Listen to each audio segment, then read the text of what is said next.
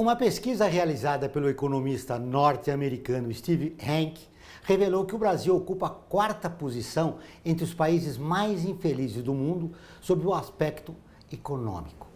Esta onda de infelicidade estaria associada aos excessos da vida moderna? E como a ética pode nos ajudar nesta busca pela felicidade? Para falar sobre o assunto, recebemos no programa de hoje o filósofo e professor Ives Alejandro Munhoz. Olá, seja bem-vindo, eu sou Joel Scala, está começando o Observatório do Terceiro Setor, o olhar da cidadania.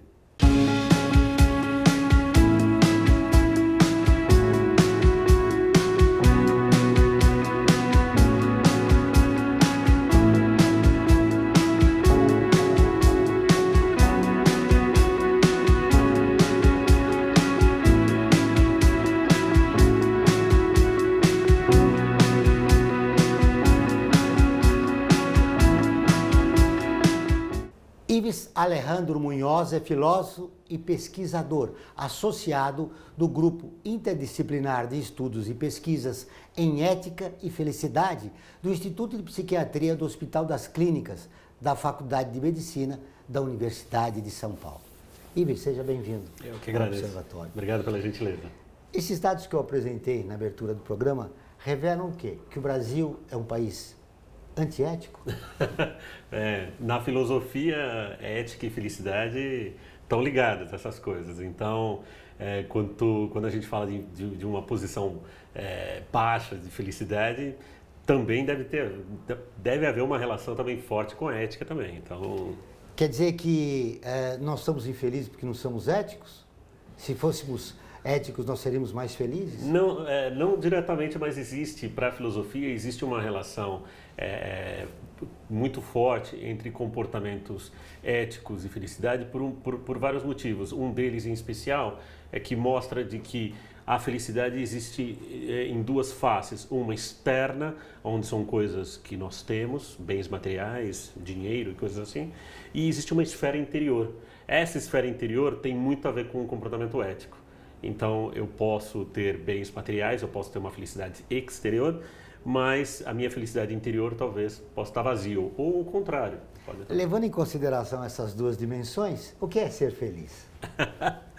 Aí, as pessoas sempre perguntam para mim, o que é felicidade? Felicidade é um guarda-chuva, porque cabem muitas definições, dependendo para quem você pergunta. Então, se você perguntar, por exemplo, para o pessoal da área de psicologia, eles vão dizer que felicidade tem muito mais a ver com bem-estar. As emoções positivas, a maneira como eu estou em relação à vida no quesito dos sentimentos. Se você perguntar para o filósofo, tem muito mais a ver com realização. Então, a felicidade tem muito a ver, por exemplo, de que maneira que eu me posto na vida, se as coisas que eu coloco têm algum sentido para mim, os projetos que eu faço. Então, definir a felicidade numa única frase é difícil. A gente poderia dizer que as pessoas felizes são aquelas que, por fazerem muitos projetos que as realizam, se sentem bem e se sentem realizados. Então, essa seria uma das definições que a gente pode. É possível ser feliz numa sociedade competitiva como a nossa? Ela é um desafio a partir do momento em que, se você entende de que a felicidade está somente nessas coisas exteriores. Ser cooperativo, por exemplo, ou ser empático, que são características que aparecem em pessoas felizes, num mundo competitivo, isso é muito mais complicado. Mas tem havido uma demanda. As empresas têm começado a se preocupar nessa ideia de que a empatia, a cooperação, a colaboração, elas são uma ferramenta mínima para se trabalhar em grupo. E essas pessoas que trabalham em grupo, que têm esse tipo de percepção, elas acabam se sentindo felizes. O segredo seria o exercício da humanidade. Essa é a preocupação das organizações. E da sociedade em geral. Como fazer isso nos momentos que a gente vive? E essa é uma pergunta, é uma colocação importante, porque muitos pensadores vão dizer que nós perdemos a nossa humanidade devido à maneira como a nossa sociedade é. Uma sociedade que preza pela compra das coisas, pelos excessos ou pela rapidez, ela tira um pouco a nossa humanidade. Então, os vínculos, os laços sociais se degradam com isso. Quando a gente estuda a felicidade, a gente não estuda a felicidade para dizer para as pessoas como elas devem ser felizes. Nós estudamos pessoas felizes e entendemos o que essas pessoas têm. E uma delas são vínculos, são laços, porque nós fomos feitos pelos nossos antepassados, inclusive, para termos vínculos, para termos laços. Quando a gente não tem, quando a gente tem uma sociedade que é dura, que é distante, que promove poucos laços, a gente vai sofrer com isso, com as consequências. Tem a ver com o projeto coletivo e individual? Tem a ver sim. Aristóteles ele vai dizer que nós temos essas esferas, uma esfera que é íntima, minha pessoal, da minha realização, e uma esfera com, ele dizia, uma esfera com a polis, uma esfera com aquilo do lugar onde eu vivo. Para ser feliz, eu precisaria ter essas duas esferas. A partir do momento que eu tenho apenas uma, eu posso ser feliz dentro do meu carro blindado e o mundo um caos ao redor de mim. Ou eu posso ser feliz aqui e numa esfera social, promover um projeto de felicidade para que abarquem todos, e aí, de maneira geral, a sociedade ganha com tudo isso. Né? Nas suas respostas, você está falando muito de filosofia, que está pouco valorizada nos dias de hoje. O governo quer até acabar com essa cadeira de filosofia.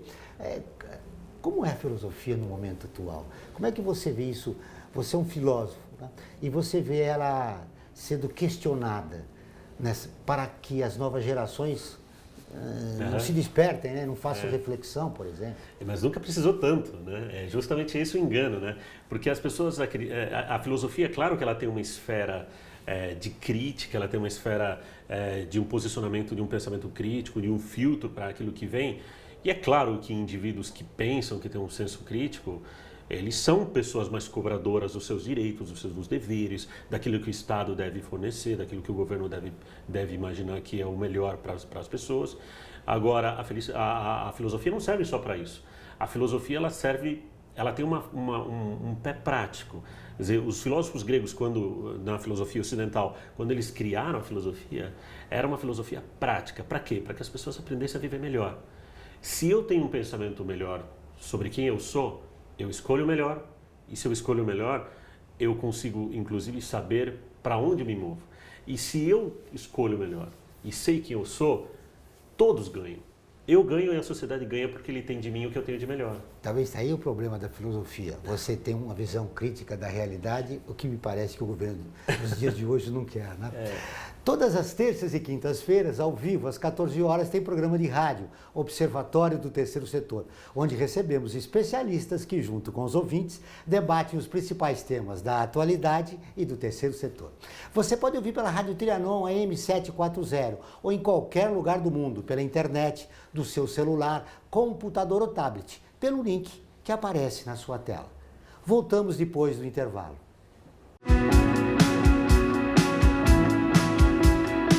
A FIA é muito mais que uma escola de negócios. É graduação, pós-graduação, MBA, mestrado e consultoria para empresas. Isso faz diferença. Conheça a FIA. Olá, eu sou Laura Gelbert, da ONU News. Notícias das Nações Unidas e do mundo você acompanha na página e nos programas do Observatório do Terceiro Setor, parceiro da ONU News.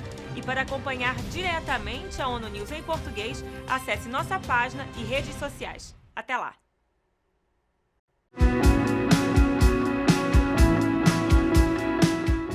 Voltamos com o Observatório do Terceiro Setor. E agora, vamos para o quadro Você Conhece?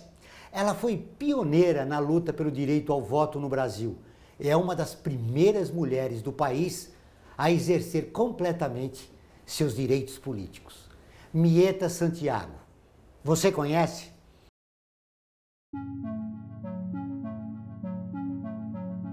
Mieta Santiago, pseudônimo de Maria Ernestina Carneiro Santiago Manso Pereira, teve um papel fundamental para que o direito ao voto chegasse a todas as mulheres. Nascida na cidade de Varginha, em Minas Gerais, aos 11 anos de idade, Mieta foi viver na capital mineira, onde estudou na Escola Normal de Belo Horizonte. Seu pai queria que ela lecionasse, mas a menina decidiu cursar mais 2 anos do 2º grau para poder ingressar na Faculdade de Direito, seu grande sonho. Durante o curso, teve contato com a literatura moderna e se apaixonou pelo gênero da poesia, tornando-se futuramente escritora. Depois, passou 6 meses na Europa, onde terminou os estudos na área de direito. Nessa época, teve contato com as ideias do movimento sufragista. Em alguns países pelos quais passou, percebeu o comprometimento das mulheres com a política. Aos 20 anos, retornou da Europa. Em Minas Gerais, fundou a Liga das Eleitoras. Como escritora, publicou as obras Namorada da Deus, Maria Ausência, Uma Consciência Unitária para a Humanidade e As 7 Poesias. Com apenas 25 anos, Mieta desafiou a justiça no Brasil, impetrando um mandato de segurança em que alegava que o veto ao voto das mulheres contrariava o artigo 70 da Constituição Brasileira de 24 de fevereiro de 1891, então em vigor. O fato, inédito no Brasil, permitiu que Mieta se tornasse não só eleitora, mas também candidata e votasse em si mesma para um mandato de deputada federal. Embora ela não tenha conseguido se eleger, foi a primeira a exercer plenamente os seus direitos políticos. Nessa época, o Partido Republicano do Rio Grande do Norte aproveitou a brecha aberta por Mieta Santiago para lançar a candidatura da potiguar Luísa Alzira Soriano Teixeira, que se tornaria a primeira mulher a ser eleita para um mandato político no Brasil, como prefeita do município de Lages. A coragem de Mieta inspirou Carlos Drummond de Andrade no seu poema Mulher Eleitora.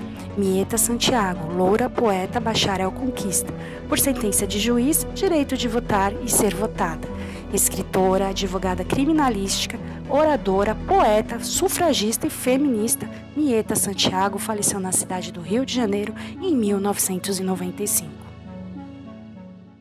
Foi uma vanguardista, né? Na luta contra uma vanguardista histórica, né? Na luta contra o preconceito que existe no nosso país. Um embate. Como é que você vê a atuação? Quando a gente vê as feministas de hoje, eu não imagino que existem mulheres que lá atrás, no passado, fizeram muito para que esse país conseguisse chegar onde está. Então, quando eu vejo essas coisas, eu sempre me lembro de Isaac Newton que dizia, né? Subir no ombro de gigantes para ver mais longe, né? Então, às vezes a gente esquece o quanto de hoje que nós temos que foi construído com pessoas de lá atrás. Muita luta que teve que acontecer para que a gente tivesse hoje liberdade de expressão e coisas assim. Então, ou mesmo voto. Então, fazer as coisas hoje em pró da memória é honrar a vida dessas pessoas. E isso é magnífico, né? Magnífico. É o que a gente pretende com esse quadro. Você conhece mostrando para as novas gerações mulheres e personagens, né, da história que fizeram a diferença e que não são reconhecidos hoje. Muito bem. Continuando nossa entrevista, vamos falar um pouco da ditadura da felicidade. As pessoas, todo mundo já passou essa fase na vida, né? Todo mundo quer ser feliz. Eu tenho que parecer feliz. Eu não sou, eu pareço. Já é importante porque eu tenho que mostrar para o meu amigo, para o meu colega de trabalho, para quem convive comigo que eu estou bem. Mas na verdade eu não estou. Então, porque ninguém é feliz 24 horas por dia, 7 dias por semana. Até aquela pessoa que é bem realizada chega em casa à noite com a língua de fora e cansado. E há um engano de que pessoas felizes não têm problemas. Não, pessoas felizes têm problema, mas às vezes elas sabem lidar com esses problemas, às vezes de maneira mais adequada, que a gente chama hoje de resiliência. Então, existe uma ditadura muito forte de mostrar. E elas confundem felicidade com estar alegre o tempo todo. Não dá para você estar alegre 24 horas por dia, ou você ficar nas redes sociais imaginando que as pessoas são dessa maneira. Os jovens têm sofrido essa pressão muito maior. Se você perguntar, por exemplo, para uma avó sua, vó, você é feliz? Ela vai dizer, filho, vai levando, né? Não havia essa pergunta para as pessoas antigas, né? E hoje você pergunta isso para os jovens e eles têm, assim, na hora uma resposta, né? Então, as redes sociais, elas mascareiam um pouco essa ideia. Quando a gente estuda a felicidade, a gente descobre que a felicidade, ela pode ser mostrada, mas não é isso que vai preencher o indivíduo. Até porque aquilo é externo, não é interior à pessoa, né? Então, esse termo que você usou é muito interessante, porque é uma ditadura, uma ideia de que eu tenho que estar sempre mostrando ou sempre colocando o meu prato favorito, ou eu tenho que estar sempre num lugar maravilhoso, e nós não estamos dessa maneira o tempo todo. Mas nós recebemos influências, né? Nós somos influenciados pelos amigos, pela sociedade em geral. Como evitar a ditadura da felicidade? Passar imune por isso é complicado. Como eu falei, os jovens eles são alvo fácil disso, né? Mas existe hoje uma preocupação e as pessoas têm se tocado um pouco de que a felicidade exterior, então, saúde, bens materiais, dinheiro, relacionamentos amorosos, amizades, são coisas importantes e são felicidades, mas elas são exteriores a você. Elas podem ir embora. Então, eu posso perder o emprego, eu posso perder um relacionamento amoroso, os amigos podem deixar de falar comigo, eu posso perder a saúde. Então, são felicidades, mas os gregos vão dizer, essa felicidade é uma felicidade que você tem que tomar cuidado, porque elas podem deixar de ser felicidade. Então, para aí muitas escolas filosóficas vão dizer, então eu não tenho que ter essas coisas? Não, você pode ter, mas você tem que ter uma felicidade interior, da realização. Essa das virtudes, das tuas qualidades, da tua busca pela excelência, essa fica. Ela podem te tirar, mas elas ficam em você. Então, se eu faço da minha felicidade algo apenas exterior, eu corro o risco de sempre precisar de algo. E essas coisas, elas podem escapar pelos dedos. Então, aí eu me torno infeliz. Então, o segredo para ser feliz é como você lida com as perdas? Também. Saber, existe uma mecânica, para a filosofia, em especial para os gregos, havia uma mecânica para você viver. Perceber de que as coisas, elas podem vir, mas elas podem ir também. Então, há uma escola filosófica que vai se preocupar com isso. Eles vão dizer que um dos itens de infelicidade é a ideia de que eu controlo as coisas. Se você parar para perguntar, para observar a tua vida, ou conversar num bate-papo com amigos, você vai perceber que boa parte das coisas você não controla. Você não controla a saúde, não controla emprego, não controla relacionamentos amorosos, amigos. Tem uma série... Então, o que você controla? Essas coisas, esse fascínio pelo controle total que eu tenho sobre as coisas é uma dos grandes problemas da felicidade. E quem tem o poder, então, não é feliz? O poder, você está falando do poder e qual o poder, no sentido do poder em geral. Sim, o poder de decidir sobre a vida das pessoas, sobre a vida do teu vizinho, do teu filho. Se você pegar, por exemplo, no caso do poder político, ele é viciante. Existem pessoas que são viciadas no poder político. Elas gostam de estar em cargos onde elas conseguem ser vistas de cima, né? Então, os mecanismos neuronais, inclusive, são os mesmos. Então, há um vício do poder, de controle, desse tipo de coisa. Se você tiver pessoas para controlar, ok, mas se elas não tiverem, você vai sofrer. Muito bem. Você já curtiu a nossa página no Facebook? Não. Ela é visualizada por mais de 700 mil pessoas toda semana. Está sempre atualizada, com notícias do terceiro setor, do Brasil e do mundo. Faça como mais de 370 mil pessoas. Curta a nossa página. Vamos para um rápido intervalo, mas antes você vai conhecer um dos artigos da Declaração Universal dos Direitos Humanos, que faz parte da campanha do Observatório do Terceiro Setor. Direitos humanos são direitos de todos.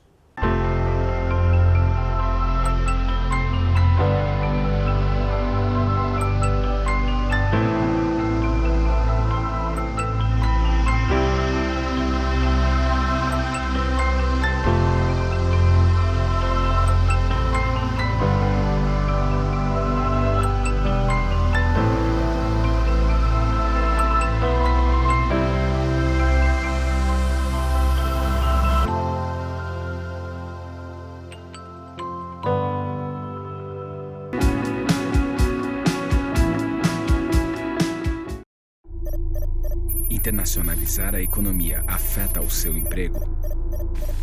Para onde vai o Brasil?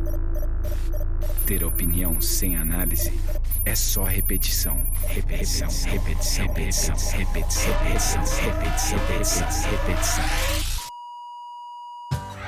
Informação é importante. Análise é fundamental. Le Monde Diplomatique Brasil. Independente e crítico.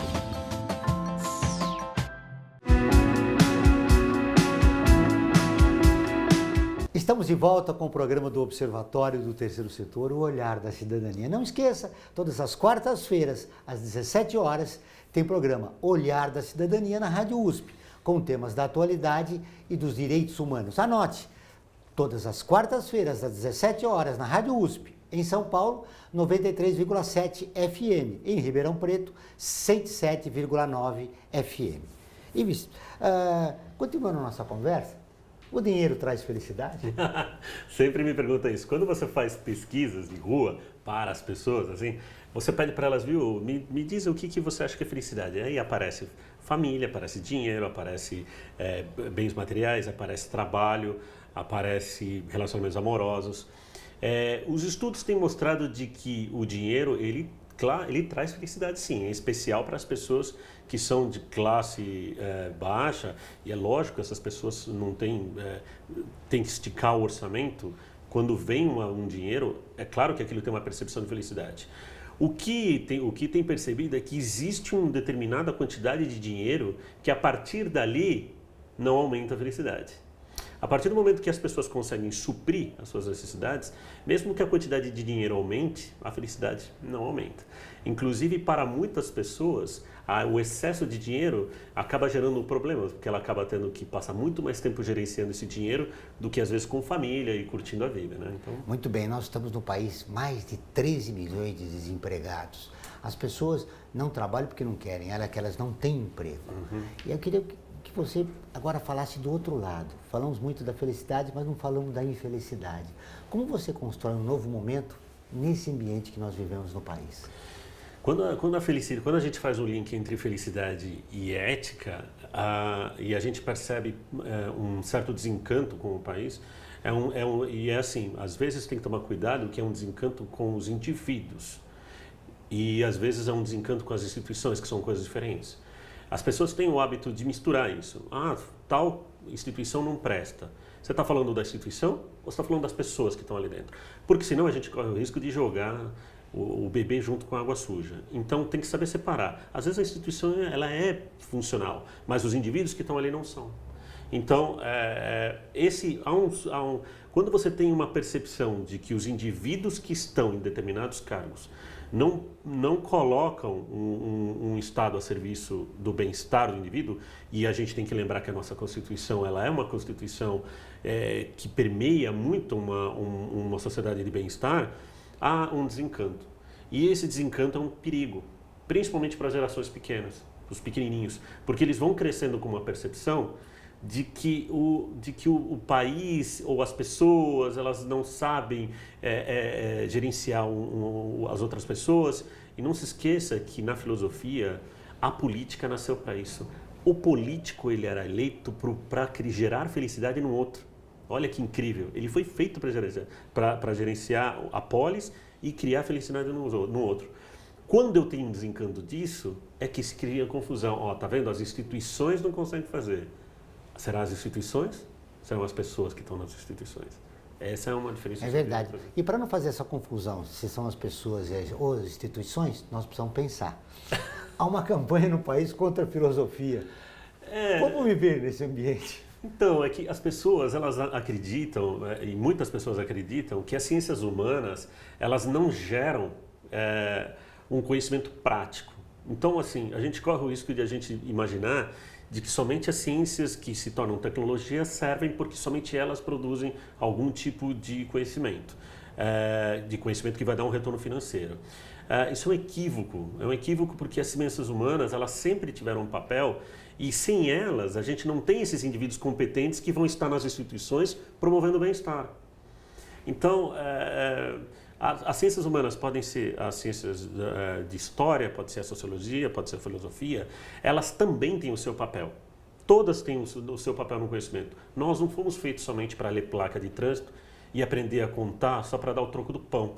A gente também é um ser de sentido, de buscar qual é o meu papel aqui, quem eu sou. Se eu aprendo a me descobrir, eu consigo devolver para a sociedade o que eu tenho de melhor.